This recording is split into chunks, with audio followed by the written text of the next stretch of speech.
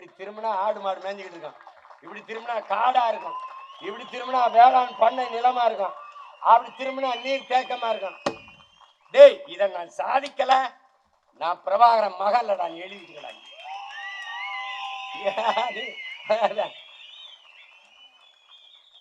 டேய், 5000 ஏக்கர்ல ஏர்போர்ட் கட்ட என் மக்கள் மறுக்கிறான்டா பரந்தூர்ல. அவன் மகன் நான்.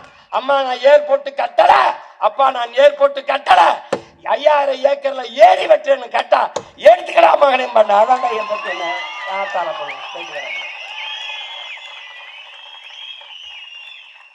பறையர் காற்று, படையாச்சி காற்று, நாடார் காற்று, தேவர் காற்று, கவுண்டர் காற்று, அந்த உடையார் காற்று, பிள்ளை காற்று, முதலியார் காற்று, ஒரு காற்றும் இல்ல, ஒரே காற்று இவர் தந்த காற்று.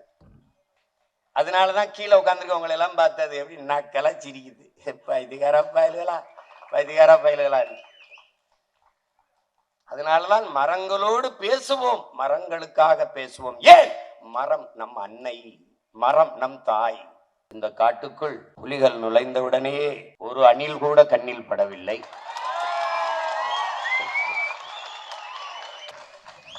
அணில்களுக்கும் சேர்த்துத்தான் காடு வளர்க்க நாம் பாடுபடுகிறோம். கட்சி அரசியல், தேர்தல் அரசியல் செய்ய நினைப்பவன் இந்த வேலையை செய்ய மாட்டான். மக்களுக்கான செயல் அரசியல், மக்களுக்கான அரசியல் எவன் செய்ய நினைக்கிறானோ அவன்தான் இந்த வேலையை செய்வான். அப்படி போடப்பட்டதான் மாடு ஆடுகளின் மாநாடு, மரங்களின் மாநாடு, மலைகளின் மாநாடு, தண்ணீர் மாநாடு நடக்க இருப்பதும் அப்படித்தான்.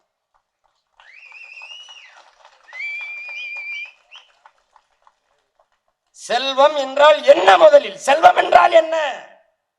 காடு செல்வமடா, ஆடு மாடு செல்வமடா, அறிவு செல்வமடா, கடலின் வளம் செல்வம், மலை செல்வம், மணல் செல்வம். செல்வம் என்றால் அதான் செல்வம். பைத்தியக்காராணி வச்சிருக்க காந்தி படம் போட்ட அது வல்லடா செல்வம், அது தாளடா தாள். அந்த தாளை தந்தவன் இவன் தானடா, இவன் தானடா, இவன் தானடா செல்வம்.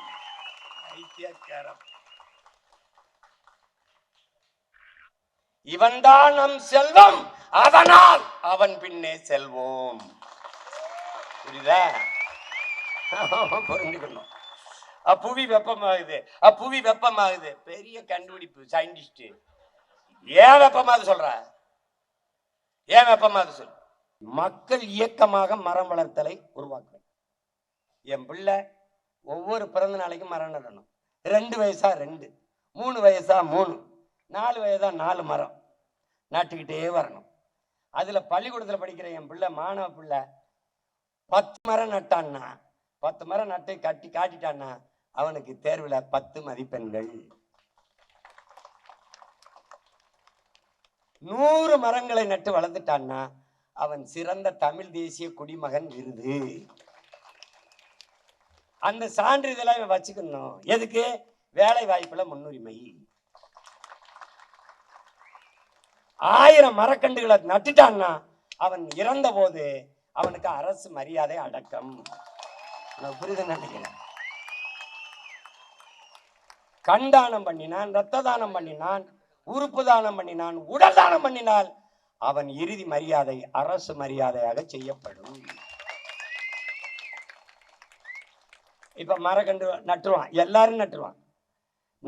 நட்டு அதுபோக மக்கள் நடும்போது மக்களுக்கு 100 மரம் என்றால் அதற்கு ஊக்கத்தொகை, பாராட்டு தொகை, 500 மரம் என்றால் அதற்கு, 1000 மரம் என்றால் அதற்கு. சொந்த வீட்டு மரமா இருந்தாலும் என்னை கேட்காமல் நீ வெட்டக்கூடாது. ஒரு கிளையை நறுக்கினால் சக மனிதனின் கையை நறுக்கியது போல குற்றம். 6 மாசம் உள்ள இருக்கணும். எந்த சேதமும் நீ செய்யக்கூடாது. அடர்ந்து இருக்கிற இந்த வனத்திற்குள்ளே ஒரு மரத்தை வெட்டினால் பக்கத்தில் இருக்கிற மதம் பயப்படும். அடுத்த ஆண்டு அது பூப்பதும் காய்ப்பதும் குறைந்து விடும். கூடி நிற்கிற மாணவர்களிடத்தில் ஒரு மாணவனை ஆசிரியர் அடித்தால் அருகில் இருக்கிற மாணவனுடைய ரத்த அழுத்தத்தை சோதித்தால் அது உயரும். இவனா பார்த்துக்க போய். அதே மாதிரிதான் வெட்டக்கூடாதுங்கிறான். மரத்திற்கு உயிர் இருக்கு, கேட்காதுன்னு உயிர் இல்லைன்னு எவன் சொன்னது? பேசிக்கொண்டே இருந்தால், அன்பாக பேசினால் அந்த ஆண்டு பூப்பதும் காய்ப்பதும் கூடும். இங்க இங்கே மேதைகள் இருக்கிறார்கள், கேட்டுக்க. நான் சொன்னா நீ சிரிப்ப, அதே கருத்தை என் தம்பி சூர்யா சொன்னா ரசிப்ப. இப்ப நான் மறுபடியும் போய் நடிச்சாடா வந்து சொல்லிட்டு இருக்க முடியும்? உன்னோட பெரிய பிரிதாரு. டேய், நல்ல கண்ணு பிறந்து வாழ்ந்து இருக்கிற மண்ணில் தான்டா நடிகை நாடால் ஆசைப்படுறாங்க. நல்ல கண்ணுன்னு ஒருத்த காலம் வைப்பேன், என் அப்பன் அவன் யாருன்னு தெரியாதனால தான்டா நடிகன் நாடால துடிக்கிறான். நீ பின்னாடி பண்ணிக்கிற. கலையை போற்றுடா, கலையை போற்று, கொண்டாடு. அதை எங்க வைக்கணுமா எங்க வைக்கணும். இந்த நாட்டில் சாதிய போதை, அதை எதிர்த்து போராடுகிற கூட்டம் இருக்கு. மதவாதத்துக்கு எதிராக மாநாடு போராட கூட்டம் இருக்குது. மதுவுக்கு எதிராக போராட்டம், மது ஒழிப்பு மாநாடு கூட்டம் இருக்குது. இந்த 3 போதைகளுக்கு இடையான போதை திரை போதை, திரை மயக்கம். அதுக்கு எதிராக ஒருத்தரும் பேச மாட்டான். நான் கேட்கறதுக்கு பதில் சொல்லு. ஒப்பனை அளித்த உடனே அரியணை ஏற்கிறியா?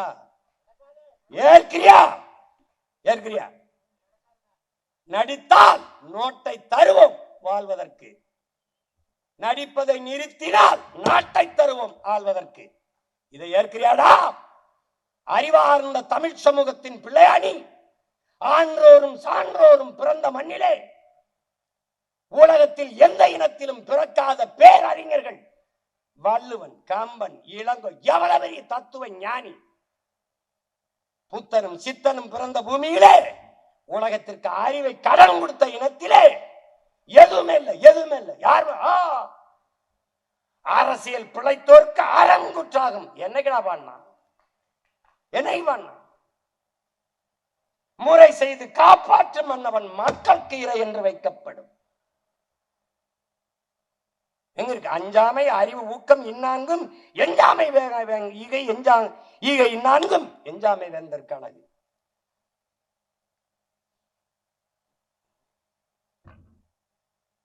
வைத்திருக்கிறோம் எல்லாம் எவ்வளவு பெரிய மேதைகள், ஞானிகள், தன்னலமற்ற தியாக மறவர்கள்.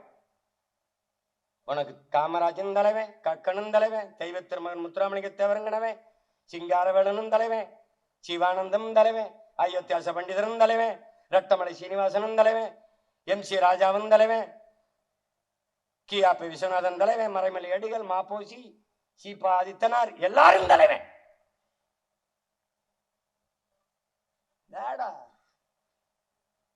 தலைவனா என்னன்னு ஒன்றுடா, தலைவன் என்னதுங்கடா. தலைவனா தண்ணீரில் கரைத்தாலும் தண்ணீரில் தன்னையே கரைத்து சுவையை கூட்டும் உப்பாக இருக்கணும்டா தலைவன். தன்னையே எரித்துக் கொண்டு உலகத்திற்கு வெளிச்சத்து தருகிற மெழுகுவர்த்தியா இருக்கணும்டா தலைவன். அப்படி இருந்த தலைவன் என் இனத்திலே என்னுயிர் தலைவன் மேதகவே பிரபாகரன் அவர்கள். அவன் ஒருவன் தான்டா இந்த இனத்துல ஒரு கோட்பாட்டை முன் வச்சான். நான் வீழ்ந்தாலும் சரி, என் இனம் எழுந்தால் போதும். நான் செத்தாலும் சரி, என் இனம் வாழ்ந்தால் போதும்.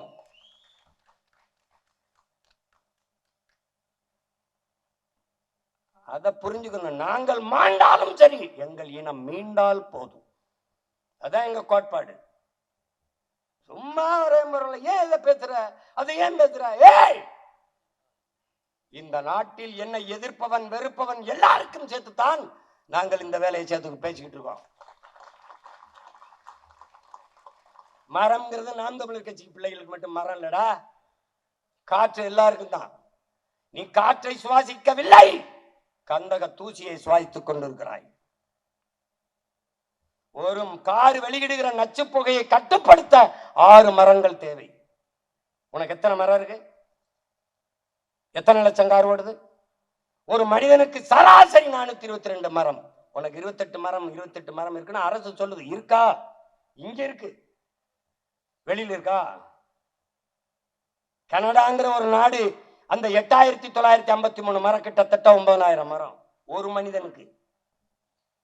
அந்த பிரதமர் சொல்கிறார் 100 கோடி மரம் நடுவதற்கு உத்தரவிட்டிருக்கேன். அவன் யாரு? பிரதமர். இவங்க யாரு? புரோக்கர்ஸ்.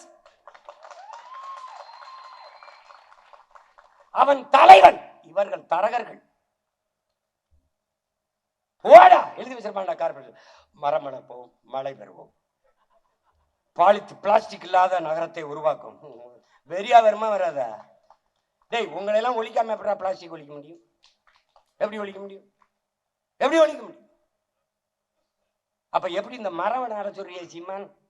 அதுக்கெல்லாம் தண்ணிக்கு என்ன பண்ண பண்ற பாரா, இங்க பண்ற ஒரு கழிவு நீரோட கூவாத்துல கலக்காது. சென்னையில எந்த பெருநகரங்களையும் கலக்க விட மாட்டேன்.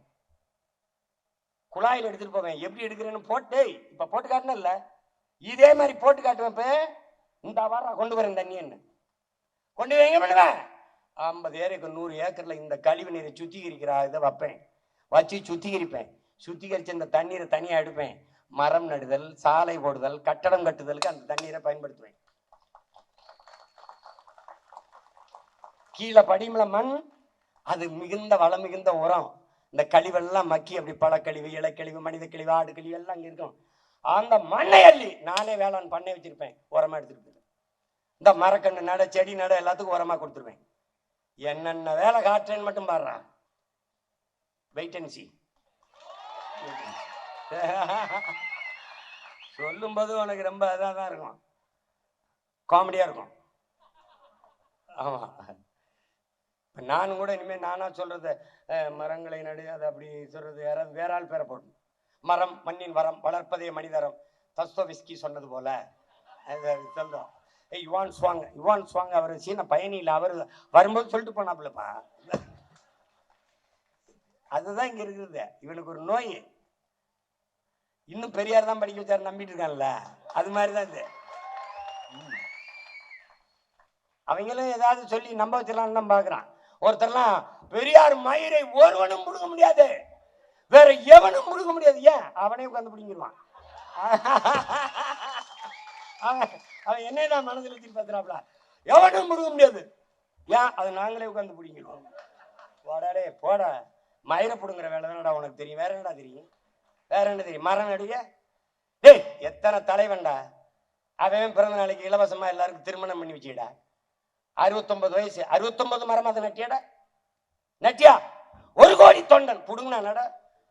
வருஷத்துக்கு உன் தலைவன் பிறந்த நாள ஒவ்வொரு தொண்டனும் ஒரு மரம் நட்டாலும் 1 கோடி மரம்டா. பிக்காளி பேட, பிக்காளி பேட.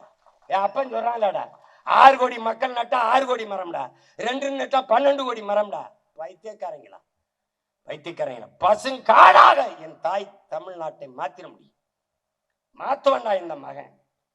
இவ்வளவு சொல்லித்தருது மரம். பயிற்சிருச்சு பிள்ளைகளுக்கு. இருங்க இருங்க இருங்க, இவ்வளவு சொல்லி தருது மரம். கடைசியா சொல்லணும்ல மரம் என்று பேசுறா, சொல்றாங்குது. இரு சொல்றேன், கோச்சுக்கத இரு சொல்றேங்கிறல்ல. இதுக்கு நான் பொறுப்பு இல்லை. இதுக்கு I am not a response. ஆமா, அப்ப என்ன சொல்லுது அது? இது இது சொல்லுங்க, சொல்லிடுறேன். ஏன்னா நான் இவ்வளவு சொல்றேன், இவ்வளவு அறிவோடு பேசுறேன், உங்களுக்கு எல்லாம் தர்றேன். உங்களுக்கு கனி தர்றேன், காற்று தர்றேன், நீர் தர்றேன், மழை தர்றேன், நிழல் தர்றேன், வீடு கட்ட பலகை தர்றேன், கட்டை எல்லாம் தாரேன். ஆனா நீங்க எவனையாவது திட்டணும், உங்களுக்குள்ள அறிவில்லைன்னா அவனை திட்டதுக்கு ஏன்டா என்னைய சொல்லி சொல்லி திட்டுறீங்க? என்னைய அவனுக்கு மூளை வேலை செய்யலைன்னா அவனை எப்படியா வேற பேருக்கு என்ன மரமண்ட மரமண்ட மரமண்ட. ஏன்டா ஏன்டா என்னைய கவலைப்படுத்துறீங்க? அதுக்கு நன்றி கடனாடா. இவ்வளவு செய்யற எனக்கு நன்றி கடனா? மரமண்ட மரமண்டன்னு திட்டதுக்காடா உங்களை அப்படி வளர்த்துருக்கேன். டேய், உங்களுக்கு இருக்கிறது மரமண்ட இல்லைடா, மயிறு மண்டை. நன்றி வணக்கம். சீமான் வந்தா என்ன செய்வான்? நீ வெட்டிடுவாப்ப மரத்தை. மனிதனை வெட்டி கொலை செய்வது மாதிரி 6 மாசம் உள்ளதுக்கு போட்டுருவேன். நான் சட்டம் போடுவேன்னு என் வரைவுல 16ல சொன்ன போது சிரிச்சா, அதே சட்டத்தை சீனா கொண்டு வந்து பல்ல இழிச்சா. நான் மரத்தை கட்டி பிடிக்கும் போது சிரிச்சா, எல்லா வெளிநாட்டுக்காரனும் கட்டி பிடிச்ச போது ஏன் ரசிச்சா. டேய் டேய், ஏதாவது சொல்லிட போறேன். உனக்கு எது சொன்னாலும் வெள்ளைக்காரன் சொல்லணும், வேற ஒருத்தன் சொல்லணும். அதுக்காக நான் தீக்குளிச்சாடா வெந்து வர முடியும்? இந்த நோய் இருக்குந்தாண்டா எங்க அப்பா நம்மாழ்வார், மகனே இது ரொம்ப பெரிய நோயா இருக்கு. அந்த ஆரவையில் பெர்னாட்டி கிளார்க் சொன்னார், அவர் சொன்னார், மாசானுகோ புக்காக்கோ சொன்னார், மக்காக்கோ சொன்னார். ஓ அப்படி இருக்குமோ அப்படின்னு இல்ல, இப்போ இப்ப அரியனஸ்ங்கிற ஒரு வேதியியல் அறிஞர் இதை சொன்னார். அரியனஸ் ஒரு வேதியியல் அறிஞர் நோபல் பரிசு பெற்ற நோபல் பரிசு பெற்றிருக்காப்ல, அப்ப சரியாத்தான் இருக்கணும். சீமா அவன் சீமான் நம்ம சீமான் தானே. நான் இதை மதுரையில் இருக்க ஆயர்கிட்ட போய் சொன்னேன், நான் இவ்வளவு பேசுறேன் சொன்ன மக்கள் என்னை கவனிக்க மாட்டாங்களேன்னு. அப்படிதான் இருக்கும். உலகம் பூரா இயேசு இறைமகன், சொந்த ஊர்ல தச்சர் மகன் தான், சொந்த ஊர்ல ஆசாரி மகன் தான், அடுத்த ஊர்ல ஆண்டவன். அந்த மாதிரி நான் என்ன கத்துறாலும் இவனுக்கு புரியல. உள்ளூர் மாடு வேலை போகாதுல. ஒருவேளை இதையே இதர்வே இதர்மே ஷாத் மே ஹே இன்ஜுவா ஸ்வச்சத த்ரீஸ் வேனா she also why the wonderful the human nature என்ன பேசுறேன் என்னமா பேசுறான். ஐயோ சீமான் வெரி இன்டெலிஜென்ட்மா. இவங்கள போய் ஏ அப்ப என்னன்னு கேட்டுங்க, இதை வெள்ளக்காரன் பேரை சொல்ல வேண்டியது இருக்கு. இப்ப கூட நம்ம சொல்றது இல்லப்ப, மதங்களை விடு மரங்களை நடு சீமான் அப்படின்னு போடாம சில்வஸ்டர் ஸ்டாலின் அப்படின்னு போடு. ஏன்னா அவனுக்கு இது நோயாயிருச்சு. எதோ ஒண்ணு தஸ்தோவெஸ்கி சொன்னது போல, எங்க அப்பா நாங்க அமைதிப்படையில இப்படித்தான், ஏதாவது போய் கப்சா போட்டு தம்பி ஏதாவது வெளிநாட்டுக்காரன் பேரை சொல்றான், எதுக்கு பண்ண அப்பதான் அவன் கேட்பான். ஏன்னா வெள்ளையா இருக்கேன் போய் சொல்ல மாட்டான். அட பாவிகளா இவங்களை எதை கொண்டு சரி பண்றது. நான் ஆட்சிக்கு வந்தோடனே எந்த வீட்டில் பெண்மகள் பிறந்தாலும் அவளுடைய பேர்ல வைப்பு தொகையா 5000 ரூபாய போடுவேன். அவ படிச்சுட்டு மனவயதை எட்டி வெளியில வரும்போது 20 லட்சத்தை கையில் கொடுப்பேன், 10 லட்சத்தை கையில் கொடுப்பேன். உனக்கு புரியுதுன்னு நினைக்கிறேன். யாதான் கை விட்டாலும் அவ கையில 10 லட்சம் இருக்கு. அது தனி. கொஞ்சம் யோசிக்கணும், மாற்றி யோசிக்கணும். ஏன் இந்த மகன் யோசிக்கிறேன், அவனை பெத்த தலைவன் எப்படி தலைவன் ஒருத்தன் ஒரு போராளி மகன் ஒரே ஒரு தேக்கு மரத்தை வெட்டிட்டான். எங்க வெட்டினா? நாட்டுல இல்ல, அவன் வீட்டு வாசல்ல வெட்டிட்டான். இது சத்தியமா உண்மை, எங்க அண்ணன் மேலானே உண்மை, நீ நம்பு. வெட்டிட்டான். எனக்கு எப்படி தெரியும்னு, நான் பாட்டுக்கு போயிட்டே இருக்கும்போது கூட்டிட்டு அவன் ஒருத்தன் குடத்தை வச்சா அண்ணா வணக்கம்னு ஒரு கண்டுகளை வச்சுக்கிட்டே வணக்கம் போட்டே இருப்பான். ஒரு வாரம் கழிச்சு என் தம்பி சேரா கேட்கிறேன், யாருன்னு கேளு. அண்ணா என்னன்னு கேளுங்க, என்ன பண்ணிக்கிட்டு இருக்கான்னு கேளுங்கன்னு. என்ன பார்க்கணுன்னு அப்படியே தலை ஒன்றும் இல்லைன்னா, அதை வந்துன்னா ஒரு மரத்தை வெட்டிட்டேன்னா. மரத்தை வெட்டிட்டியா? என்ன பண்ண? வீட்டு வாசல் ஒரு தேக்கு நினைச்சேன்னா வெட்டிட்டேன்னா, அது தலைவிட்ட போகிற யாரோ சொல்லிட்டாங்கண்ணா. அதுக்கு கூப்பிட்டு தண்டனை கொடுத்துட்டேன். என்ன தண்டனை? இந்த தேக்கு ஒரு மரம் வெட்டிட்டியா? ஆமாங்க, 1 லட்சம் மரக்கன்று நட்டுட்டு வான்னு. அப்ப அடப்பா இப்ப எவ்வளவு பண்ணிருக்காங்க? 30-35 லட்சத்துக்கிட்ட நட்டு பண்ணா, இன்னும் கொஞ்சம் இருக்கு, இன்னும் 30,000 நட்டு பண்ணா இன்னும் 1 லட்சத்துக்கிட்ட கொண்டு போகணும்னா அப்படின்னு ஒரு குடத்தை வச்சுக்கிட்டு கண்ணை வச்சுக்கிட்டு சுத்திக்கிட்டே இருக்காப்ல, நட்டுக்கிட்டே இருக்காப்ல காடா. அங்க தூரத்தில் நிற்கும்போது அண்ணே நம்ம ஆள் பாருங்க அங்கே நட்டுக்கிட்டு இருக்காப்ல பாருங்க அப்படின்னு அவன் காட்டினான். அண்ணா இதெல்லாம் நான் நட்டது, நான் வந்துடுவேன். அவனும் இதே மாதிரி 30,000-40,000 கண்டுகளை நட்டுட்டான். அப்படி இன்னைக்கு படங்கள் காணொலிகள் வருது எங்களுக்கு. என் தலைவன் நேசித்து நட்ட தேக்கு சவுக்கு இந்த காடுகள் இருக்குல்ல, அந்த காடு அப்படியே இருக்கு. அவன் பேர சொல்லி இதே மாதிரி நாடு எங்க கிட்ட இல்ல, ஆனால் என் தலைவனின் காடு அப்படியே இருக்கு. நீ வந்தால் சீமான் எப்படி வேலை கொடுப்ப? நான் தான் கொடுக்குறேங்கிறனே. படித்தவன் படிக்காதவன் அனைவருக்கும் அரசு வேலை தர்றேன்றனே. நான் நல்லதை சொன்னா இவன் கேட்கிறேன், எப்படி நான் தான் தர்றேங்கிறேன். மூடா சாம்சங்ல தான், நோக்கியோ கொண்டாய் அதுலதான் வேலையட. நிலமும் வளமும் சார்ந்த தொழிற்சாலைகள், வேலை வாய்ப்பு, வளர்ச்சிங்கிற. பனையில மாதிரி ஒரு பயன் தரக்கூடிய ஒரு உயிரினம் உண்டா? பனையிலிருந்து பொட்டி, பனையிலிருந்து பாய், பனையிலிருந்து நாறு, பனையிலிருந்து கட்டிலு, பனையிலிருந்து கொட்டான், பனையிலிருந்து கருப்பட்டி, பனையிலிருந்து கல்லு. என்ன உனக்கு வேணும்? கற்கண்டு, சக்கரை. அங்கங்கே தொழிற்சாலை. என் காற்று நஞ்சாகுமா? என் நீர் நஞ்சாகுமா? என் நிலம் நஞ்சாகுமா? கரும்பு 5000 ஏக்கர்ல கரும்புடா. கரும்புல இருந்து எத்தனை நாள் பெட்ரோல்? அந்த பெட்ரோலை வச்சு கார் தான் ஒண்ணும் இல்லடா, மின்சாரம் தயாரிக்கல. கரும்பு சக்கையில இருந்து சாப்பிடுற தட்டுட. கரும்புல இருந்து வெள்ளம், கரும்புல இருந்து சக்கரை, கரும்புல இருந்து கற்கண்டு எல்லாம் தயாரிக்கல. 5000 ஏக்கர் அங்கேயே தொழிற்சாலை. அங்கே 2000 ஏக்கர்ல தக்காளியில இருந்து பழக்கூழ், ஜாம், ஊறுகாய், தொழிற்சாலை. என் தாய்க்கு எதுக்குடா படிக்கிறதுக்கு ஊருகா போடுறதுக்கு அவளுக்கு எதுக்குடா எஜுகேஷன் போட்டுருவா. அதை சந்தைப்படுத்த என் தம்பி தங்கச்சிக்கு எஜுகேஷன் கொடுத்துருவேன். என்னடா நீ சொல்றேன் பைத்தியக்கார மாதிரி போயிட்டு. உதட்டில இருந்து இதை சொல்லல, உள்ளத்தில் இருந்து சொல்ற, இதயத்தின் அடித்தளத்திலிருந்து எடுத்து சொல்றேன். புரியுதா? யாரும் எழுதி கொடுத்து வந்து நான் பேசல தம்பி,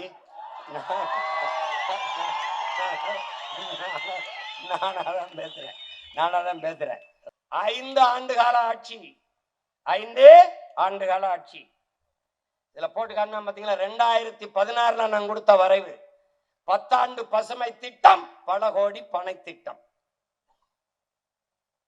மக்கள் இயக்கம் போல மாற்றி மரம் வளர்க்கிறதை கொண்டு வருவேன். ஒவ்வொரு மகன் பூமியில் பிறந்தால் முதலில் அவனுக்கு பேர் வைக்கிறதுக்கு முன்பு அவனுக்காக பூமியில ஒரு மரம் வைக்கணும். அவனுக்கு என்ன பேரோ அந்த பேரை அந்த மரத்துக்கு வைக்கணும். அப்படிதான் இங்க வச்சோம். யாருக்கு? இது நம்மாழ்வார் மரம், இது அப்துல் கலாம் மரம், இது விவேக் மரம், இது வங்காரி மாத்தாய் மரம் என்று வச்சிருக்கோம்ல, பார்ப்பீங்க. ஏன்னா வளரும் போது இந்த மரத்துக்கு ஒரு பேர் இருக்குன்னா, நாளைக்கு நான் வச்சும் போது வந்தேன்னா இது என் தம்பி வெற்றி துரைசாமி. நம்ப முடியல. நீ சிவகங்கை சீமைன்னு ஒரு படம் நம்ம ஐயா கவியரசு கண்ணதாசன் எடுத்தது. நீ போய் பாரு. நம்ம பாட்டங்க மருதுவாண்டியரை பற்றிய வரலாறு. அதுல மரம் 2 மரத்தை வெட்ட வருவார்கள் மன்னர்கள். தேர் செய்யுது. வெட்ட வரும்போது அப்பாவும் மகனும் வயதான ஒரு பெரியவரும் மகளும் வெட்ட விடாம அழுவாங்க. இவ்வளவுக்கு மன்னர் மேல அவர் ரொம்ப பற்று உள்ளவர். மன்னருக்கு அவர் நன்கு தெரியும். உயிரே போனாலும் சரி நாங்க வெட்ட விட மாட்டோம், மரத்தோடு சேர்ந்து எங்களையும் வெட்டுங்கன்னு கட்டி பிடிச்சா அழுவாங்க. பெரியவரை, இது நல்லா இல்லையே, எதுக்கு இவ்வளவு அடம் பிடிக்கிறீங்க? வெட்ட மாட்டோம், வெட்ட விட மாட்டோம் அப்படின்னு. ஆனா வந்திருக்கிறவர்கள் மாறுவிடத்தில் வந்திருக்கிறதுனால மன்னர்கள்னு இவங்க 2 பேருக்கும் தெரியல. அப்பாவுக்கும் மகளுக்கும் ரொம்ப நேரம் தர்க்கம் பண்ண பிறகு, ஏன் இவ்வளவு அடம் பிடிக்கிறீங்க அப்படின்னு. இல்ல, இது எங்க மன்னர்கள், அது பெரிய மருது, இது சின்ன மருது, அதனால நாங்க வெட்ட மாட்டோம்னு 2 பேரும் நிக்கிறாங்க. என்னடா நம்ம நாட்டு மக்கள் இவ்வளவு பற்று வச்சிருக்காங்கடா நம்ம மேல. இந்த மரத்துல பெரிய விட்டுருங்க, அப்படியே கலட்டி இது பண்ணி நீங்க வாங்க, நீங்க இங்க இருக்க வேண்டியதில்லை, எங்களோட அரண்மனைக்கு வாங்கன்னு கூட்டி போறது இருக்கு, காட்சியில இருக்கு, நீங்க பார்க்கலாம். அப்போ பேர் வைக்கணும். அவன் ஒவ்வொரு பிறந்த நாளைக்கும் ஒரு மரம். எங்க அப்பா சொல்றாங்க பாருங்க, 7 கோடி பேர் இருக்கான், 6 கோடி பேர்னா வச்சுக்கிறோம். வருஷத்துக்கு ஒரு மரம் நடந்தால் 10 வருஷத்துல எத்தனை கோடி மரம் நட்டுக்கலாம்ங்கிறத சொல்றாரு பார்த்தீங்களா? அப்படி. அப்ப என்ன திட்டம்? 10 ஆண்டு பசுமை திட்டம், பல கோடி பனை திட்டம். நீ எழுதி வை பிரபாகரன் மகன், நான் சொல்றேன்.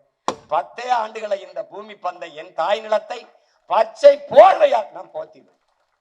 இங்க கடையை வாடகைக்கு விடுறவன், வீடை வாடகைக்கு விடுறவன் அவன்லாம் கிடையாது. இப்ப வாயை வாடகைக்கு விடுறவன் அதிகமா வந்துட்டான்.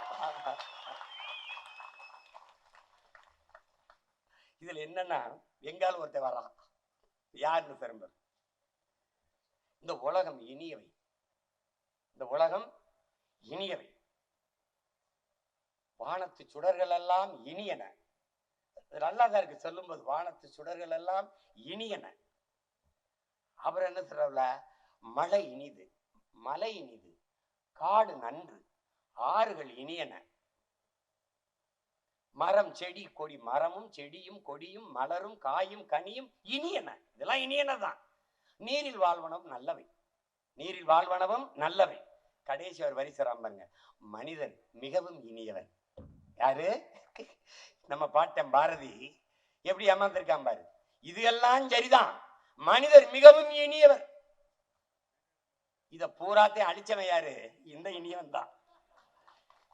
இயற்கையின் பரிணாமத்தில் கடைசியா வந்த சமூக விலங்கு இவன் தான். உலகில் எந்த உயிரினத்தாலும் காடுகளுக்கோ மலைகளுக்கோ ஆறுகளுக்கோ அருவிகளுக்கோ எதுக்குமே அழிவில்லை. இந்த மனுஷப்பய வந்தான், கதை முடிஞ்சது. இந்த இயற்கைனா என்ன? எது மனிதனால் உருவாக்கப்படவில்லையோ அது எல்லாமே இயற்கை தான். மனிதனால் உருவாக்கப்பட்ட ஒன்றிற்கும் அடிப்படை இயற்கை தான். இப்போ இது எது? இந்த என் திரை, இது மனிதனால் உருவாக்கப்பட்டது. இப்ப நான் பேசிட்டு இருக்கிற இந்த ஒளி வாங்கி மனிதனால் உருவாக்கப்பட்டது. இந்த ஒளி பெருக்கி மனிதனால் உருவாக்கப்பட்டது. இந்த மேடை இது மனிதனால் உருவாக்கப்பட்டதுதான். ஆனால் இதுக்கான மூலம் யார் தந்தது? இவதான், பூமி தாய் தான், இயற்கை தான். விண் உயர கட்டடம், சந்திரமண்டலத்தை தொடர விண்கலம் பறக்குது மேல, கடல்ல மிதக்கிற கப்பல், சாலையில போகிற வேகமா போற வாகனங்கள், எல்லாவற்றத்துக்கும் மூலம் தந்தவள் பூமிதான். கழுத்துல போடுற வைரம், தங்கம் எல்லாம் அவதான். எல்லாவற்றையும் தந்த உன் தாய்க்கு நீ என்ன தந்தாய்ங்கிறத கேள்வி. பூமி என்பது பூமி அல்ல, நம் தாய்.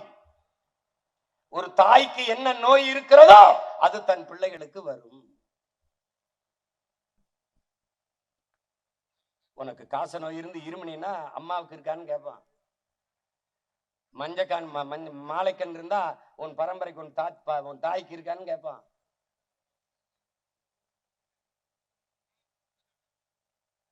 ஏன்னா தாயின் மார்ல நீ குடிக்கிற பால்ல இருந்துதான் உனக்கு நோய் எதிர்ப்பு சக்தியே வருது. அப்ப தாய்க்கு என்ன நோய் இருக்கிறதோ அது தன் பிள்ளைகளுக்கு வரும். அப்ப பூமி தாய்க்கு என்ன நோய் இருக்கிறதோ அது தன் பிள்ளைகளுக்கு வரும். அவளுக்கு ஒரு நோயும் இல்ல, அவளுக்கு எல்லா நோயையும் தந்தது அவன் பிள்ளைகள் தான். இதான் இங்க இருக்கிற சிக்கல். அவன் என்ன சொல்றான்? உங்கள் பிள்ளைகளுக்கு இயற்கையை நேசிக்க கற்றுக் கொடுங்கள், அது எல்லாவற்றையும் கற்றுக் கொடுத்துருங்கிறான். இயற்கையின் விதியை பாரு. வெப்ப காலத்துல உனக்கு இந்தந்த பழத்தை சாப்பிடணும்னு கொடுக்கும். சப்போட்டா கொடுக்கும், உனக்கு இளநீர் நொங்கு கொடுக்கும், பதநீர் கொடுக்கும், நாவற்பழம் கொடுக்கும், உனக்கு பலா கொடுக்கும், மா கொடுக்கும். எந்தெந்த பருவத்திற்கு எதை எதை சாப்பிடணும்னு இயற்கை உனக்கு கொடையாக கொடுக்குது. காலையில என் பிள்ளைக்கு இது உணவு, மாலையில இது உணவு, மதிய இது உணவு என்று தாய் எப்படி தன் பிள்ளைக்கு கொடுப்பாலோ அப்படி நம் இயற்கை தாய் பூமி அன்னை நமக்கு தர்றா. ஆனால் அதுல மாசானுவ புக்காக்கோ ஜப்பானிய வேளாண் விஞ்ஞானி என்ன சொல்றாரு? அந்தந்த பருவத்தில் கிடைப்பதை, இப்ப மாம்பழம்னா 2 மாசம் தான் கிடைக்கும், அந்த பருவத்தில் அதை உண்டு விட்டு விட்டுறணும். 2 மாதங்கள் கிடைக்கக்கூடிய ஒன்றை எல்லா காலங்களிலும் கிடைக்க வேண்டும் என்று நீ முயற்சி செய்கிற போது இயற்கையை மீறுகிறாய், இயற்கைக்கு எதிராக இயங்குகிறாய். அந்த இடத்தில் அதை பதப்படுத்த ரசாயனம் வேதிக்கு போகிறாய். அதான் பிரச்சனை, அதுதான் பிரச்சனை. இப்ப இதுக்கு என்ன மாற்று?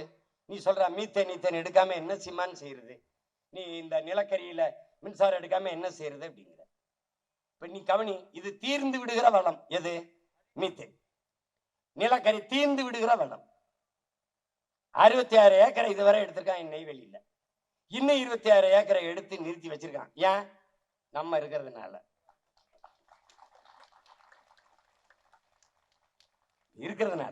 பூமி தாயை அப்படி ஈரக்கொலை, இதயம், நுரையீரல் எல்லாத்தையும் அறுத்து அறுத்து போய்கிட்டே இருக்கான். அவன் மன்னார்குடி வர போறதா அவன் திட்டம்.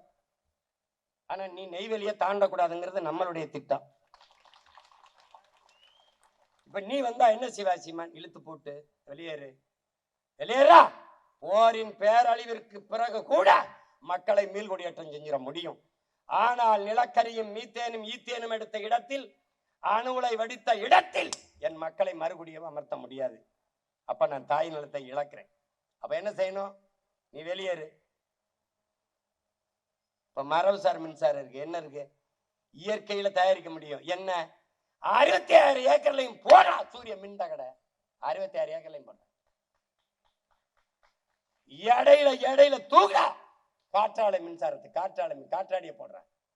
எவ்வளவு மின்சாரம் தயாரிக்கலாம் நீ எண்ணி பார்த்துக்கட. ஏன் அதை செய்ய முடியாது? ஏன் செய்ய முடியாது? மக்கிய இலைதலை கழிவு, ஆடு மாட்டு கழிவு, மனித கழிவில் இருந்து எவ்வளவு வேணாலும் மீத்தேன் பயாகாசி எரிகாற்றை எடுத்துக்கொள்ள முடியும் என்கிற போது, இயற்கையாக எரிகாற்றை எடுத்துக்கொள்ள முடியும் என்கிற போது, எதற்காக என் பூமி தாயின் ஈரக்கொலையா இருக்கிற 1000 1500 அடிக்கு கீழே போய் அவள் நுரையீரல், இதயத்தை, சிறுநீரகத்தை ஏன் இருக்கிறாய்? ஏன் திருப்பி எடுத்து வெளியில போட்டினா அந்த இடத்தை எப்படி வளப்படுத்த முடியும்? மறுபடி வருமா? அந்த மீத்தேன் நிலக்கரி எப்படி வந்தது? பல ஆயிரம் ஆண்டுகளுக்கு முன்னாடி பூமிக்குள் புதைந்து சிதைந்து அழிந்து காற்று அழுத்தம் வெப்பத்தாலும் மக்கி அப்படியே கரியாகி போன மரங்கள் இவைதான். செடி கொடிகள் கரியாகுது. அப்படின்னா பல ஆயிரம் ஆண்டுக்கு முன்னாடி என்ன பண்ணிருக்கான்? அந்த நிலத்தில் என் இனத்தான் என் முன்னவன் வாழ்ந்திருக்கான். அதுக்கு சான்று கீழடியில தோண்டும் போது நீ அறியிற. அப்ப அது என்ன ஆயிருது? மக்கி மண்ணோடு மண்ணா போய் அழுத்தத்தாலும் வெப்பத்தாலும் கரியாயிருது. அந்த கரிக்கு இடையில கொஞ்சம் காற்று படியுது. அந்த காற்று எரிகாற்று, மீத்தேன், ஈத்தேன். அதை எடுக்கணும். உறிஞ்சி அந்த காற்றை வெளியில எடுக்கிறதுக்கு குழாயை போட்டு முதல்ல அங்க இருக்கிற சுத்தி இருக்கிற தண்ணியை புறா எடுத்து வெளியில ஊத்தணும். ஊத்திட்டு இந்த காற்றை உறிஞ்சணும். தண்ணியை புறா எடுத்து வெளியில ஊத்த 1000 அடிக்கு கீழே போய் உறிஞ்சிக்கிட்டே வந்தா அது கடல் மட்டத்திற்கு போயிருது அந்த குழாய். அப்ப இந்த தண்ணீரை எடுத்து ஊத்த கடல் நீர் உள்ள வந்து கடல் நீரை உறிஞ்சி நிலத்துல ஊத்துவேன். கடல் நீரை உறிஞ்சி நிலத்துல ஊத்துனா நிலம் விளைநிலமா இல்லாம உப்பளமா மாறும். இந்த பேராபத்தை உணர்ந்ததாலதான் அதை எடுக்காத நிறுத்துன்றோம். அப்ப என்ன செய்யறது? வா, என்னுடைய ஆடு மாட்டு கழிவு, மக்கிய இலைதலை கழிவு, மனித கழிவுல இருந்து நீ எவ்வளவு வேணாலும் ஈத்தனை எடுத்துக்க முடியும், பயோகேஸ் எடுத்துக்க முடியும். இங்க வந்து அந்த முறைக்கு வா. விளங்குதா? இதைத்தான் நம்ம செய்ய சொல்றோம். இது இயற்கையை, பூமியை தன் தாய் போல நேசிக்கிற பிள்ளைகளின் கனவு. இது வேலை திட்டம், இது செயல் திட்டம். இது இந்த மண்ணை ஒரு மண் என்றும் அதை வித்தால் நிறைய காசு சம்பாதிக்கலாம் நினைக்கிறவனுக்கு இது தோணாது. இப்ப நமக்கு இது எப்படி பார்க்கிறோம்? மரம், மரம், மழை, மழை, மரம் என் மூச்சு காற்று, என் உயிர், என் உயிர். மரம் பறவை குருவி வீடு, பறவைகளுக்கான உணவு, மரம், மரம் நிழல், நிழல். இப்படி இருக்கு. இவர்கள் இன்றைய ஆட்சியாளர் மரம், மரம், காசு, காசு, பணம், பணம், துட்டு, வெட்டு. நம்ம பார்வையில இப்படி, அவன் பார்வையில அப்படி. இப்ப நான் என்னுடைய பேச்சுல எதிரா வளர்ச்சிங்கிற காணொலி இருக்கு, போட்டு காட்ட சொல்லியிருக்கலாம். அது தவறு விட்டு இருந்தாலும் வலைவெளியில் இருக்குது. எது வளர்ச்சிங்கிற? நான் வயிறு நிறைய பசியோடு இருக்கும்போது நீ விண்வெளிக்கு விண்கலம் ஏவுறத வளர்ச்சிங்கிற. 5000 ஏக்கர்ல ஏர்போர்ட் கட்டி ஏர்போர்ட்டி உழுகிறத விட்டுட்டு ஏர்போர்ட் கட்டி பறக்கிறத வளர்ச்சிங்கிற. உனக்கு வளர்ச்சினா என்னன்னு தெரியுமா? வயிற்றுல நான் பசியோடு இருக்க, அதை பத்தி கவலைப்படாம அப்படின்னு நான் பேசிட்டு இருக்கிறேன். அப்போ ஒரு காணொலி, ஒரு தங்கை, ஒரு 8 வயசு இருக்கும். அவ ஒரு திருமண நிகழ்வு, ஏதோ ஒரு நிகழ்வு. அந்த நிகழ்வுல சாப்பிட்டுட்டு ஒரு பெரிய வட்டையில எச்சி தட்டை போடுறாங்க. அந்த தட்டுல இருக்கிற மிச்ச மீதி இந்த உணவை எடுத்து தின்னுகிட்டு இருக்கு, முட்டிக்கால் போட்டு. அது வெள்ள கொடுமை, அது வெள்ள கொடுமை. அதுல பல கால்கள் இப்படி இப்படிமா அந்த குழந்தை இப்படி சாப்பிட்டுக்கிட்டு இருக்கிறது, இந்த தட்டு இருந்து எடுத்து சாப்பிடுறத, இந்த மிச்சத்தை, இந்த எச்சியை சாப்பிட்றதை பார்த்து கொண்டே பல கால்கள் போய்கொண்டிருக்குது. அவன் முன்னாடி இப்படி நின்று இப்படி பயந்து பயந்து சாப்பிட்டுக்கிட்டு இருக்கா. பல எச்சி தட்டுகள் அவன் முன்னாடியே வந்து விழுகுது. அதுல ஒரு மனிதன், ஒரு மானுடன் கூட, பாப்பா அதை செய்யாத, வா கையை கழுவிட்டு வா, எங்களோட வந்து சாப்பிடுன்னு ஒருத்தன் கூப்பிடலடா. இந்த மனித பதர்களுக்கு இடையில நீ வாழ்ந்து கொண்டிருக்காங்கிறத கவனத்தில் வச்சுக்கடா. புரியுதா உனக்கு? எப்படிப்பட்ட சமூகத்தில் நீ இருக்கான்னு பாத்துக்க. பூச்சி, வண்டு, பறவை, விலங்குகளோடலாம் உங்களுக்கு அன்பை கடத்த தெரியாதா? பரிமாற தெரியாதா? பரிமாற தெரியாதா? புல், பூண்டு, செடி, கொடி, மரங்களோடு உங்களுக்கு பாசத்தை பகிர தெரியாதா? அருவி, ஆறு, ஏரி, குளம், மலை இவற்றையெல்லாம் உங்களுக்கு நேசிக்க தெரியாதா? பாதுகாக்க தெரியாதா? தெரியாதா? தெரியுமா தெரியாதா? யாரு கேட்கிறா? மரம் நம்மை பார்த்துக்கீங்க, உங்களுக்கு தெரியுமா தெரியாதாடா? புல்லின் பசி நீர், புலியின் பசி மானின் பசி புல், புலியின் பசி மான். உலகில் எல்லா உயிரினத்திற்கான பசிக்கும் உணவு இருக்கிறது, மனிதர்களின் பசியை தவிர. ஏன்னா மனிதனுக்கு இருக்கிறது பசி அல்ல, பேராசை. அந்த பேராசை என்று சொல்லக்கூடாது. அந்த பேராசை என்பது பெருந்தீ. அதுதான்டா என்னை எரிக்குதுங்கிறது.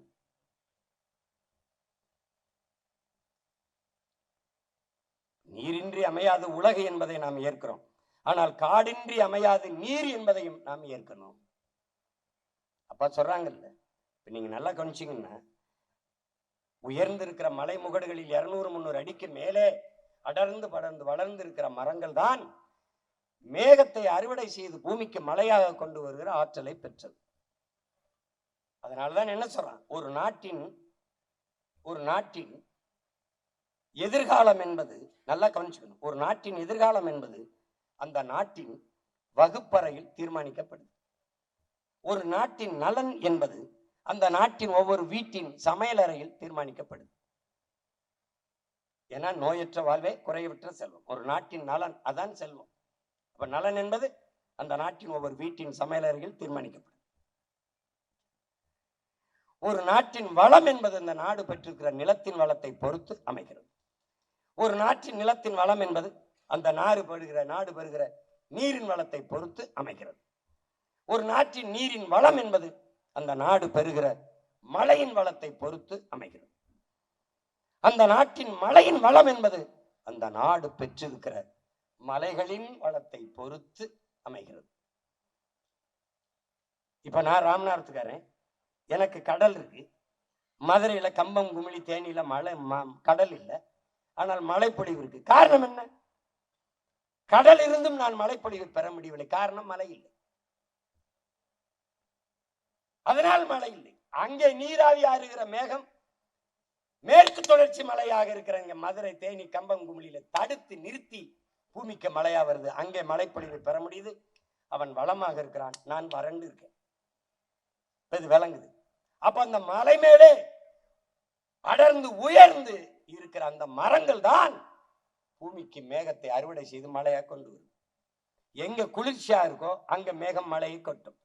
அடர்ந்த காடுகள் இருக்கிற பகுதியில் காடுகள் குழு குழு என்று குளிர்ச்சியா இருக்கும், மழையை கொட்டும். இல்லை என்றால் மேகம் திருப்பி கடலிலே போய் குளிரா இருக்கிறனால அங்கே மழையை கொட்டும். இதுதான் இயற்கை. அப்போ மழை இல்லை என்றாலும், மரம் இல்லை என்றாலும், மழை இல்லை, நீர் இல்லை, சோர் இல்லை, உயிர் இல்லை. எனவே மரம் நம் உயிர். அதை புரிஞ்சுக்கணும். இவ்வளவு மரம் நமக்கு கற்பிக்குதே, இவ்வளவு கற்பிக்குது. இங்க எழுதிய எல்லா பேரறிஞர்களும் மரத்தின் பயன்பாட்டை சொல்லிட்டான். ஆனா இவ்வளவு கற்பித்தும் நாம இன்னும் அந்த மரங்களின் அருமையை புரிந்து கொள்ள தவறு. ஆனா இனி வரும் காலங்களில் உங்கள் பிள்ளைகள் அதை செய்வதாக இல்லை. இப்ப நாங்க வனம் செய்வோம்னு நட்டுக்கிட்டு வர்றோம். ஒரு தம்பி, என்னுடைய தம்பி கதிர்காமன் எல்லாம் ஏகப்பட்ட வந்திருப்பான்னு நினைக்கிறேன், ஏகப்பட்ட பனை மரங்களை நட்டுக்கொண்டு வருகிறான். பல மரஞ்செடி கொடிகளை என் தம்பி சங்கர் மகள் தான், என் மகள் இருக்கா, 2 பேரும் அவங்க வீட்டை சுத்தி 50 மரங்களுக்கு மேலே நட்டுனா 2 பேரும் நட்டுருக்கான். படிக்கிறது நம் முன்னால் அடர்ந்து இருக்கிற இந்த மரம் கார்பன் டை ஆக்சைடை கரியமில வாயுவை சுவாசித்து விட்டு உயிர்காற்றான ஆக்சிஜனை வெளியிடுகிறது. அதனால் நாம் உயிர் வாழ்கிறோம். நாம் உயிர்காற்றை சுவாசித்து விட்டு நச்சுக்காற்றை வெளியிடுகிறோம். இந்த இயற்கையின் இந்த முரண் விதி இல்லை என்றால் உலகில் எவ்வுயிரும் வாழ முடியாது. அதை நினைவில் வைத்துக் கொள்ளணும். அதனால் மரம் அல்ல, நம் உயிர் என்பதை நாம் உணர வேண்டும். நீங்கள் உயிர் என்றால் ஏதோ என்று கற்பனை செய்து கொண்டு, உயிர் என்றால் ஒன்றுமில்லை, அது காற்று. என்றைக்கு நீங்கள் சுவாசிக்கிற மூச்சை உள்ளிழுத்து வெளியிடுகிற திறனை இழக்கிறீர்களோ அன்றைக்கு மரணிக்கிறீர்கள். அவ்வளவுதான். மரணம் என்பது மூச்சு விட முடியாமை, மூச்சு விடுவதை நிறுத்திக் கொள்வது. அப்படி என்றால் நீங்கள் சுவாசித்துக் கொண்டிருந்த காற்றை இன்னொருவர் சுவாசித்துக் கொண்டு செல்கிறார். நீங்கள் எப்படிப்பட்ட தேசத்தில் வாழ்கிறீர்கள் என்றதை எண்ணி பார்த்தால் உங்கள் முன்னால் நின்று பேசுகிறவர்களுடைய கருத்து மகத்தானதாகப்படும். காடுகளை எல்லாம் வெட்டி அழித்து விட்டு விரைந்து செல்ல ரோடுகளை போட்டவர் ஆட்சியாளர்கள் நிதிநிலை அறிக்கையிலே தூய காற்றுக்கு 4500 கோடியை ஒதுக்கினார். தூய காற்றுக்கென்று நிதிநிலை அறிக்கையிலே பட்ஜெட்ல தூய காற்றுக்கு 4500 கோடி.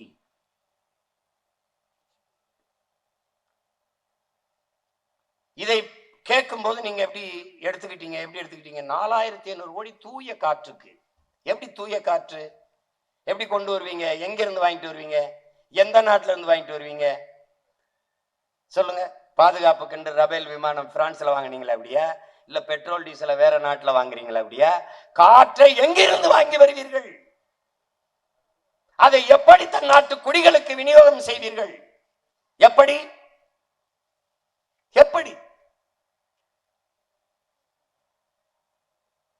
சூரிய தந்தை கடல் தாய் இருவர் இணைவில் புணர்ச்சியில் நீராவியாகி மேலே போய் குளிர்ந்து மேகமாகி தூய குடிநீரை வீட்டு வாசலில் கொட்டுகிறது மழை. அதை தேக்கி சேமித்து வைக்காமல் அடுத்த நொடியில் கடலிலே கலக்க விட்டு, இயற்கையின் சுத்திகரிப்பை விட நீ பெரிய சுத்திகரிப்பு பண்ணிருவியா? கடல்ல கலக்க விட்டுட்டு கடல் நீரை சுத்திகரித்து குடிநீராக்கி தருகிறோம் என்று 50,000 கோடிக்கு பணம் ஒதுக்கிய ஆட்சியாளர்கள் கிட்டே நீங்கள் வாழ்ந்து கொண்டிருக்கிறீர்கள்.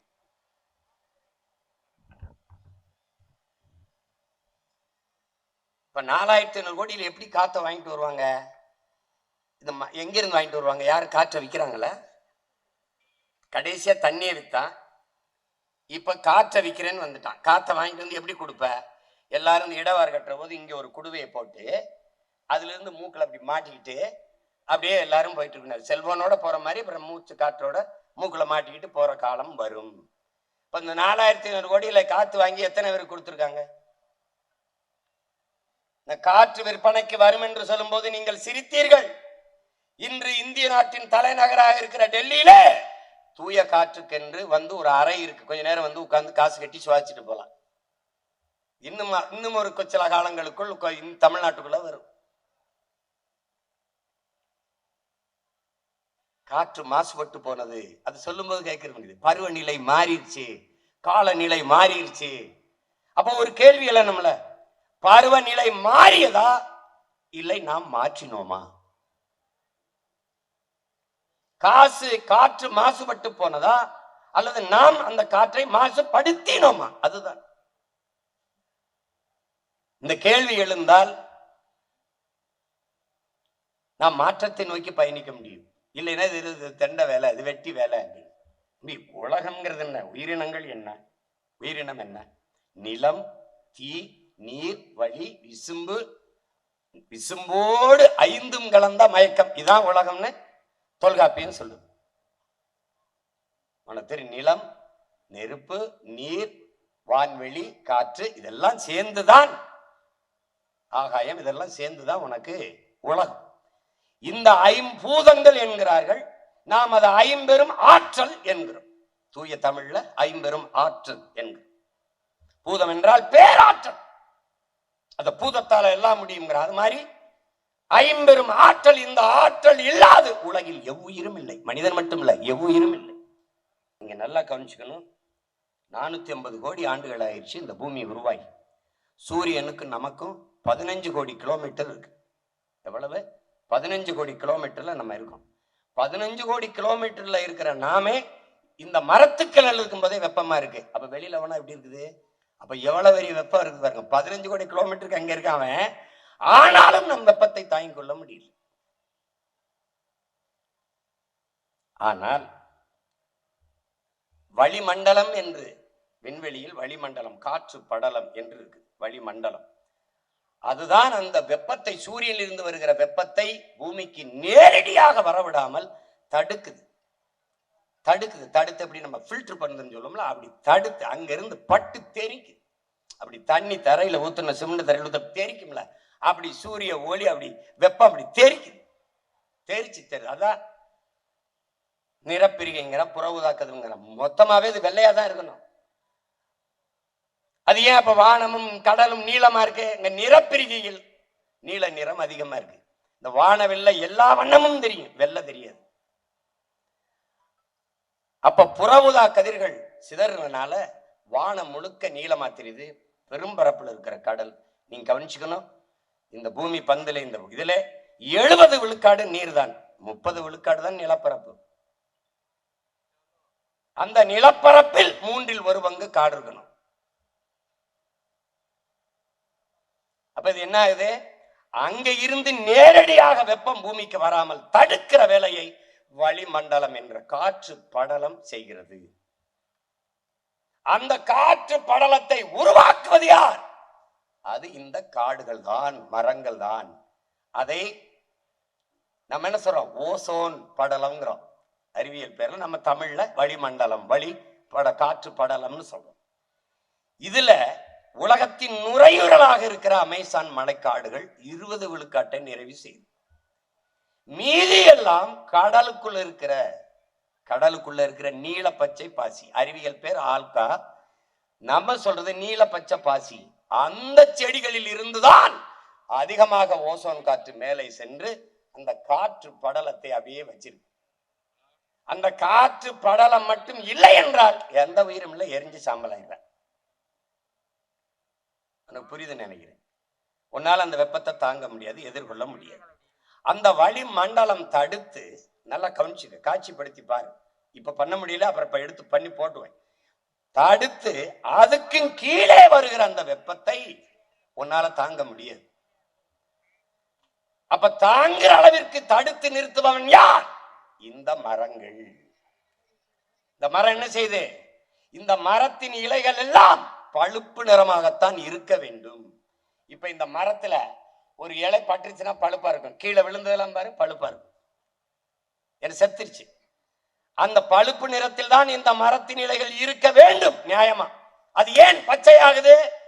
சூரிய ஒளி வெப்பத்தை அது தாங்கி அந்த வெப்பத்தை உணவாக உட்கொள்ளுது. அதுல இருக்க ஸ்டார்ச் எடுத்து சாப்பிடுது, உணவா சாப்பிடுது. நமக்கு நஞ்சு, அந்த நஞ்சை அது உணவா சாப்பிடுது. அதை நம்முடைய பெரிய தகப்பன் நம்மாழ்வார் என்ன சொல்றாரு? ஒவ்வொரு மரத்திலும் சர்க்கரை தயாரிக்கிற தொழிற்சாலை இருக்குங்கிறார்.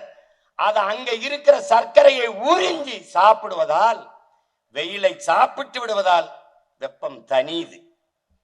பழுப்பு நிறத்தில் இருக்க வேண்டிய, மஞ்சள் நிறத்தில் இருக்க வேண்டிய இலை பச்சை நிறத்தை அடையுது. அப்படிதான் தாவரங்கள், மரங்கள், செடி கொடி எல்லாம் புல்லெல்லாம் பச்சையத்துக்கு வர்றது காரணம் தான். அப்ப என்ன செய்யுது? அங்க தடுத்து உனக்கு கீழே நல்ல குழு குழு குழுன்னு வச்சுக்கிறான். யாரு? உயிரும் தரான், வெப்பத்தை தணிக்கிற கொடையாவும் இருக்கான்.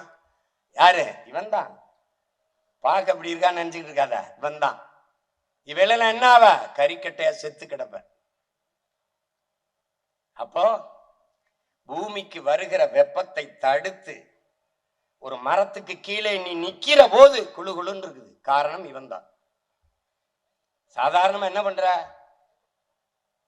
போயிட்டு இருக்கும்போது அந்த ஓட்டுநர்கிட்ட, மரத்துல நிழல்ல விடுப்பா வண்டிய, மரத்து நிழல்ல விடுப்பா வண்டிய, மரத்து நிழலே வண்டியை விட வேண்டும். சரி, அதற்கு முதல்ல ஒரு மரத்தை நடணும், அதுதான் முதல்ல சரி. புரியுதா? எல்லாருக்கும் மரத்து நிழல்ல விடுப்பாங்க. இந்த பூமிக்கு அடியில் இருக்கிற மீத்தேன் எடுக்கிறது, நிலக்கரியை எடுத்து அந்த மின்சாரம் தயாரிக்கிறது, இந்த மீத்தேன் ஈத்தேன் எடுக்கிறது, ஹைட்ரோ கார்பன் எடுக்கிறது, இந்த மாதிரி இதுகள்ல தான் புவி அதிகமா வெப்பமாகுதுங்கிறது. அதுல மீத்தேன் அளவு கம்மி, அதனுடைய வாழ்நாளும் கம்மி. ஆனால் மீத்தேனாலதான் 60 விழுக்காடு பூமி வெப்பமாகுதுங்கிறான். எல்லாம் கொஞ்சம் அதனுடைய அளவு கம்மி, அதை கொஞ்சம் தானே எடுக்கிறான் மீத்தேன் அப்படின்னு நினைக்கூடாது நீ. அது கொஞ்ச நாள் தான் அதனுடைய வாழ்நாள் இருக்கு. ஆனால் அது பூமி 60 விழுக்காடு வெப்பத்தை தந்துருதுங்கிறான். அப்ப இது என்ன செய்து? இந்த காற்றுகள் எல்லாம், இந்த புகையெல்லாம் அப்படியே மேல போய், இந்த கார் வெளியிடுகிற நச்சு புகையெல்லாம் மேல போய், இந்த சரியா இந்த பூமியிலிருந்து, இந்த தரை பகுதியில் இருந்து 15-20 கிலோமீட்டருக்கு மேல அந்த விண்வெளியில ஒரு கருப்பு படலம் போல படர்ந்து நின்னுகிறதுன்றான். நின்னுகிட்டு இந்த இரவில் இந்த வெப்பம் அப்படியே மேல நீல அலை கதிர்களா போய் மேல குளிர போகுது பாரு. அது அங்க மேல போக விடாம இந்த கருப்பு படலம், இந்த புகை படலம் அப்படியே தடுத்து ஒரு போர்வையை போட்டு போத்துன மாதிரி பூமிக்குள்ளேயே நிறுத்திடுதுங்கிற. அதனால என்ன ஆயிருது? புவி வெப்பம் குறைய மாட்டேங்குது. அப்படியே இந்த புவி வெப்பமானா என்ன பிரச்சனை? என்ன பிரச்சனைனா, இப்போ பருவநிலை மாறுது. பருவநிலை மாறும்போது பருவமழை, பெருமழை இது இல்லை. ஒரே ஒரு மழை தான் இருக்கு, புயல் மழை மட்டும்தான் நமக்கு இருக்கு. பருவமழை இப்ப அக்டோபர் நவம்பர் ஐப்பசி கார்த்திகை மழை பொழியும் அப்படின்னா அது மழைக்காலம் கார்காலம் அப்படின்னா ஒரு பருவத்துக்கு பயிரிடுவது எல்லாம் முறையா நடக்குது. இப்ப அந்த பருவம் மாறிடுது. இப்ப சொல்லும் போது நம்ம கிராமத்துல பருவம் தப்பிருச்சும்பா, பருவம் மாறிடுச்சும்பா. அதுக்கு காரணம் இதுதான்.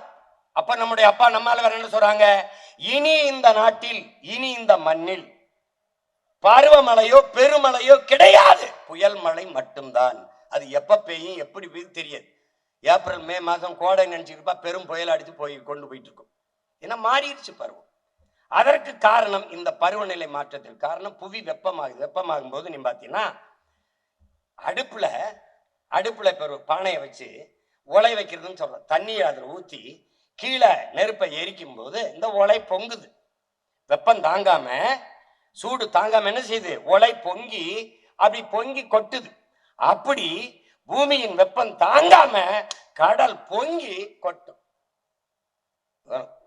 அப்படி வெப்பமாகி கொந்தளிக்கும் போது இங்க சொல்றாங்கல்ல, ஆதி நிலம் என்பது தீவு. அந்த தீவில பல தீவு, மன்னார் வளைகுடால 2-3 தீவு உள்ள போயிடுச்சுங்கிறான். இது என்ன செய்யும், கடலோர கிராமங்கள் கடலோர பகுதிகள் பல இடங்களை அப்படியே முழுங்கிரும்.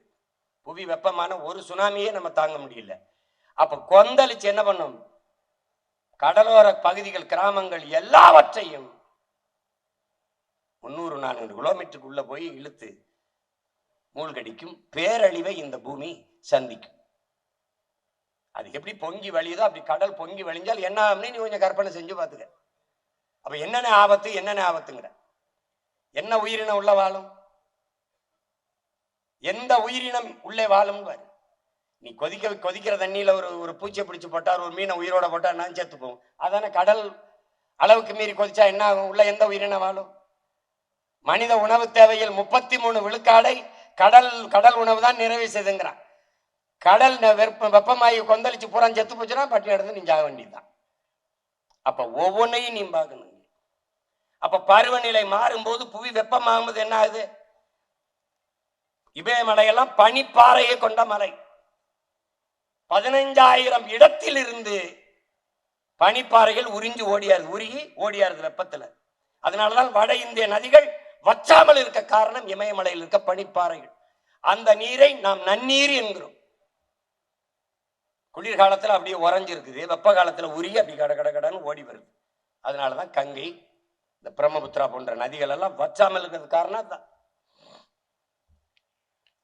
அதையும் அப்பா 2030, அதுக்கு ரொம்ப காலம் இல்ல, இப்ப 26 ஆகப்போது, 25 முடியுது. அவர் சொன்ன கணக்குப்படி இன்னும் 4 ஆண்டு இருக்கு. 2030க்குள் 85 விழுக்காடு அந்த பனிப்பாறை உருகி ஓடிடும். 85 விழுக்காடு பனிப்பாறை உருகி ஓடினால் வட இந்திய நதிகளும் வறண்டு போகும். அப்புறம் என்ன ஆகும், அது நான் சொல்ல வேண்டியதுல உனக்கே தெரியும். அப்ப நீரற்ற நகரம் மாதிரி நீரற்ற நாடாக நாம் மாறுவோம். அப்ப புவி வெப்பமாகுதனால் மிகப்பெரிய பேரழிவை நோக்கி இந்த பூமி, இந்த உயிரினங்கள் போகும். அதுக்கு என்ன வழி இருக்குது அப்படின்னா, முதல்ல இந்த பூமியை, காற்றை, நிலத்தை, நீரை நஞ்சாக்குகிற நச்சு ஆலைகளை நிறுத்தணும்.